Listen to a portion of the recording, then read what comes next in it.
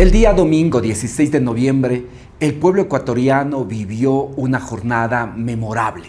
El pueblo ecuatoriano se pronunció en las 4 preguntas mayoritariamente por el no. En las preguntas de referéndum que tenían que ver con la instalación de bases militares extranjeras, en la que tenían que ver con quitar el financiamiento para los partidos políticos y en aquella que incluso hablaba de la disminución del número de asambleístas, que para el régimen eran totalmente populares, sin embargo el gobierno perdió. Y en la propuesta de consulta popular relacionada con la convocatoria a una Asamblea Nacional Constituyente también fracasó. Vamos a analizar de manera muy breve las razones por las que perdió Noboa. Aquí doy algunas pistas. El primer elemento tiene que ver con el rechazo generalizado a la gestión del presidente Noboa, que en mayo supuestamente ganó con 11 puntos, pero ahora, el 16 de noviembre, perdió en promedio con 16 puntos. Y en algunas, como la de la consulta por la Asamblea Constituyente, perdió con 23 puntos. Indudablemente, esta estrategia que tenía el gobierno nacional de pretender que no se hable mucho de los temas, que no se conozca incluso con profundidad en qué consistía cada una de las preguntas del referéndum y sobre todo los temas por los que quería modificar una asamblea constituyente, evidentemente fracasaron. Fracasó esta estrategia del desconocimiento, fracasó el creer que solo con su narrativa y solo con su imagen tenía suficiente para poder triunfar. El pueblo se expresó y cuando se expresa el pueblo lo hace por la situación económica, por la situación de inseguridad, por la situación que se vive en hospitales, que se vive en escuelas, por la falta de obras que permitan mejorar las condiciones de vida del pueblo ecuatoriano. Fue un rechazo generalizado a la gestión del presidente Noboa. El segundo tema tiene que ver con el aspecto relacionado a la seguridad. Sin duda, es la mayor preocupación de los ecuatorianos y también es lo que ha buscado explotar de forma permanente el presidente Noboa. Y ahora quiso plantearnos el relato que con la instalación de bases militares íbamos a tener a militares norteamericanos patrullando nuestras ciudades. Pero después de más de 10 estados de excepción, indudablemente la gente ya no cree en estas declaraciones que son espectaculares, pero que son poco efectivas. Y así demuestra una investigación que realiza, por ejemplo, Primicias, que en los 10 cantones considerados más violentos, sin embargo, el no ganó prácticamente en todos esos cantones.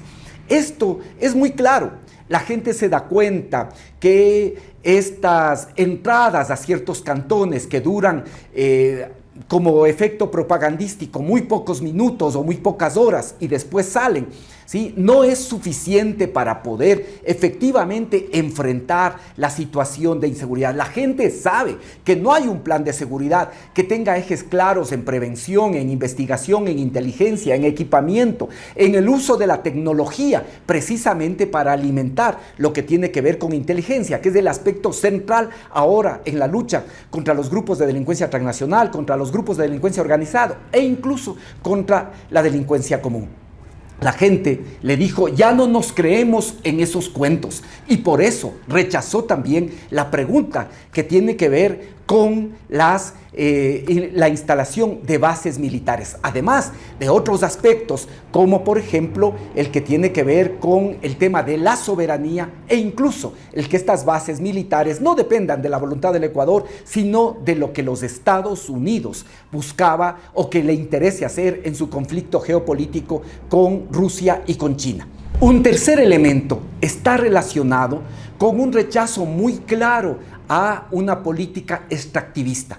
Y este afán depredador que tiene el gobierno, vinculado con intereses de empresas mineras, también llevó a que se hagan planteamientos como por ejemplo que ponían en riesgo la desaparición de los derechos de la naturaleza, todo lo que tiene que ver con el tema de biodiversidad que está tratado en la Constitución y sobre todo el que se pueda permitir la explotación minera en zonas altamente sensibles e incluso de recarga hídrica. Así se explica la votación muy alta, cercana al 70%, que recibió el no en toda la provincia del Azuay, no solo en la ciudad de Cuenca, sino en toda la provincia del Azuay, y de igual manera en otros sectores del país, que ven con mucha preocupación el que pueda establecerse una política de Estado más vinculada a los intereses extractivistas, antes que pensar que los recursos que la naturaleza nos ha otorgado no solo son para disfrute de las presentes generaciones, sino también de las futuras, de las que van a venir.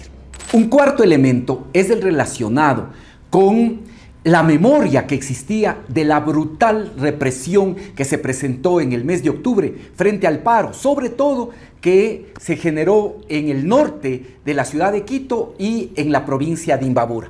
Muchos señalaron que la ciudad, que la provincia de Imbabura estaba secuestrada, que ciudades como Ibarra y otros cantones estaban secuestrados, y de alguna manera quisieron legitimar una represión brutal, un despliegue policial y militar que rompía con toda norma de proporcionalidad y con toda norma que está vigente tanto en la Constitución como también en documentos y en tratados internacionales. Sin embargo, el pueblo se expresó de manera categórica. Veamos los resultados, por ejemplo, que se presentan en Pichincha, en Cayambe. En la pregunta 1, el no ganó con el 79.61%. En la segunda, el 76.51% votó por el no. En la tercera, el 72.63%. Y en la convocatoria a constituyente, el 79.76% votó por el no. De igual manera, en la provincia de Imbabura, podemos ver que en general, en toda la provincia, triunfa rotundamente el no. En general, en la primera pregunta relacionada con la instalación de bases militares, 68.5%. En la segunda pregunta relacionada con la disminución de fondos para los partidos, 65%. En la tercera pregunta, 61% le dice no a la disminución de asambleístas. Y en la cuarta pregunta, el 68.73% le dice que no. Lo importante señalar es que una cosa parecida se presenta en Ibarra. En Ibarra, que el gobierno había señalado precisamente que es víctima de un secuestro debido al paro. Sin embargo, en la pregunta 1, en la pregunta 2 y en la pregunta 4, también gana el no en Ibarra. Y en la tercera pregunta, que tiene que ver con la disminución de asambleístas, también ganó el no. Con poco, con 4 décimas, pero ganó el no. Entonces, esto representa que a muchos sectores, efectivamente les molesta esta utilización indiscriminada de la violencia, sobre todo para reprimir a indígenas y campesinos, y que no exista la misma entereza para hacerlo con los criminales. Esto repercutió también, sin duda, en el triunfo del no. Una quinta razón que es importante señalar es que a muchísimos sectores intelectuales, académicos e incluso a muchos de los que votaron por el presidente Noboa hace apenas 5 meses, les molesta el conflicto de interés. Mientras al pueblo ecuatoriano se nos subió 3 puntos del IVA, en cambio el gobierno perdonó a un grupo vinculado a su familia con más de 70 millones. De igual manera, indigna que mientras los problemas de salud son tan grandes, tan profundos, sin embargo, el presidente del directorio del IES, dicho por la propia Contraloría, pagaba a prestadores de servicios privados sin que se demuestre claramente que se haya ofrecido ese servicio de salud. Y de igual manera, las cosas que se han visto respecto al tema Olón e incluso lo de los desayunos escolares, que se dejó de contratar con una empresa a la que se le acusó de tener vínculos con mafias para poder entregar al entorno familiar. Sin duda, esto repudian muchas personas democráticas que no creen que se debe utilizar el poder político para beneficiarse al pequeño grupo familiar o al pequeño entorno que está en la gestión del presidente Noboa. Un sexto elemento que explica la derrota del gobierno del presidente Noboa es que empieza a perder apoyo, sobre todo en los sectores urbanos populares. Un ejemplo muy claro es que en las elecciones pasadas el presidente ganó en parroquias populares como Chillogallo, Calderón e incluso gran parte del sur. Ahora, en esas mismas parroquias pierde de manera rotunda. Y de igual manera hay que señalar que esta falta de obras, esta falta de gestión en favor de la ciudadanía, afecta sobre todo a los sectores más golpeados, a los sectores más pobres. Por eso también el presidente empieza a perder apoyo significativo en el sector rural.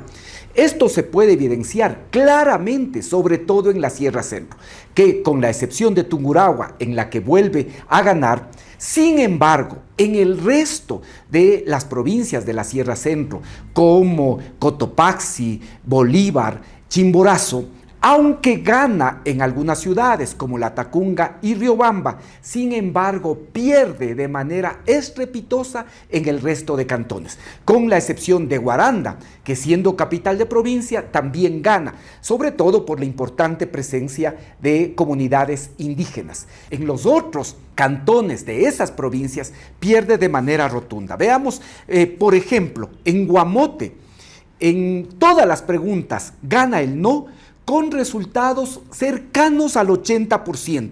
En la primera pregunta con el 79.5%, en la segunda con el 78.3%, en la tercera con el 74.6%, en la cuarta con el 79.8%. De igual forma, números parecidos en Colta. En Cotopaxi sucede una situación similar. En todas las preguntas gana el no, e incluso en Latacunga, que fue la ciudad elegida por el presidente Daniel Noboa mientras duraba el paro, también tiene un revés muy importante, puesto que en la primera pregunta el no gana con el 60.3%, en la segunda el 55.6%, en la última pregunta respecto a la Asamblea Constituyente con el 61.17%, y solo pierde el no en la tercera pregunta, pero con 48.6%, mientras que el sí tiene 51.3%. Lo mismo podemos decir en Loja, en que en la capital gana en las 4 preguntas el sí, pero en cambio en todo Loja gana el no, y este se impone como resultado provincial. Otra cosa parecida podemos ver en lo que sucede en Quito y en Guayaquil, en que en la pregunta 3, por ejemplo, gana el sí, pero en general gana el no. Esto demuestra que el gobierno ha empezado a perder apoyo, sobre todo en los sectores urbano-populares y en los sectores más pobres, como los sectores indígenas campesinos. Esto es muy claro. La derrota del gobierno de Daniel Noboa es en todas las provincias y fundamentalmente ya empieza a perder importante apoyo de los sectores urbano-populares y de los sectores rurales. Un séptimo elemento que explica la derrota del presidente Daniel Noboa es la incertidumbre que generó la convocatoria a la propuesta de Asamblea Nacional Constituyente, en la que el mismo presidente y sus ministros o voceros se negaron a poder discutir de manera clara cuáles eran los aspectos o los temas que debían cambiar. Y si uno miraba por los considerandos o lo que dijeron en los medios de comunicación, realmente generaba mucha preocupación, mucho susto. Alarmó las reformas a la seguridad social, las reformas al régimen laboral, lo que implicaba perder la posibilidad de la educación gratuita, en especial en la universidad, lo de bases militares, la eliminación de áreas protegidas, de los derechos de la naturaleza, la posibilidad de que se pueda extraer minería incluso en aquellos sistemas ecosensibles y en fuentes de agua, todo lo que tiene que ver con las disposiciones de la biodiversidad, lo que también está relacionado con las regulaciones que tiene la Constitución a la banca, al sistema financiero. Todo eso generaba preocupación. Por lo tanto, la gente apostó a la certidumbre, la gente apostó a esta Constitución. Y 17 años después de aprobada la Constitución, vuelve a ratificarse su vigencia como un proyecto de futuro en el que el Ecuador tiene que seguirse construyendo.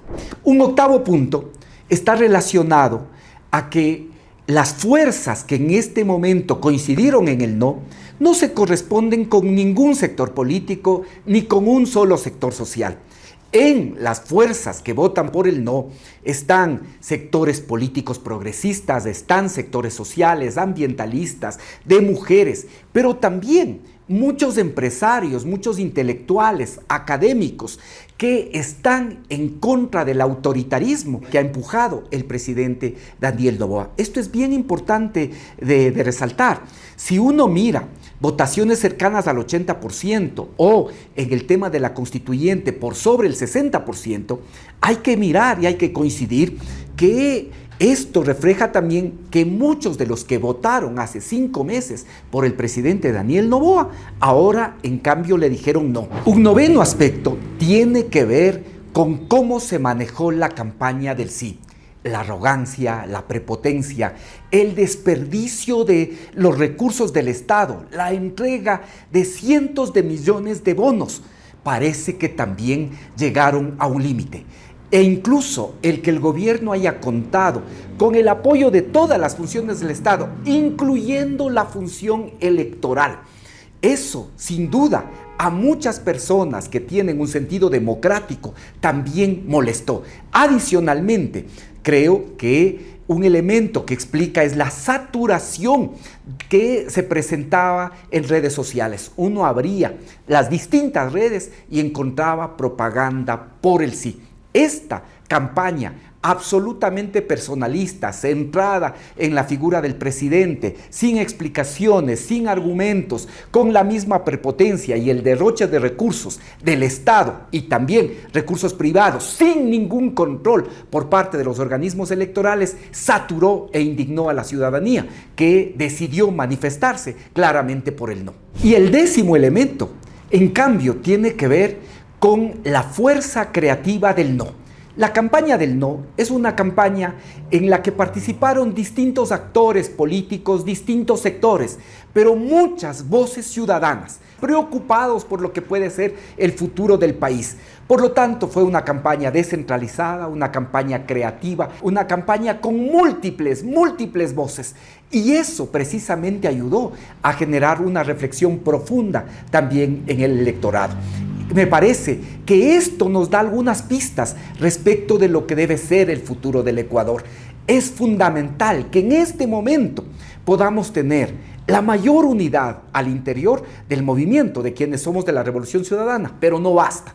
Es necesario también una mayor unidad de los sectores progresistas e incluso la más amplia unidad con los sectores democráticos, sectores productivos, empresariales, sectores vinculados a la cultura, a la academia, sectores que están en contra de un proyecto depredador, de un proyecto que aplique a ultranza las reglas neoliberales y el sometimiento al Fondo Monetario Internacional y sobre todo que pueda ser un proyecto autoritario. Contra todo eso se expresó el pueblo ecuatoriano y ese es el reto, poder construir la más amplia plataforma democrática que sea capaz de recoger esta riqueza y esta diversidad del no.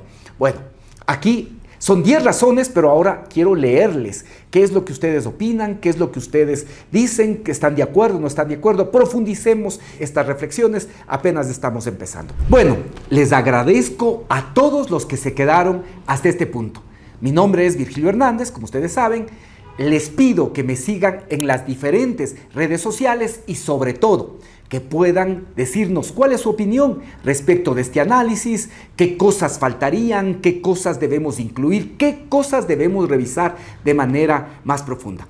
Un saludo enorme a todos ustedes, a todos y a todas, y nos vemos en el siguiente video. Hasta luego.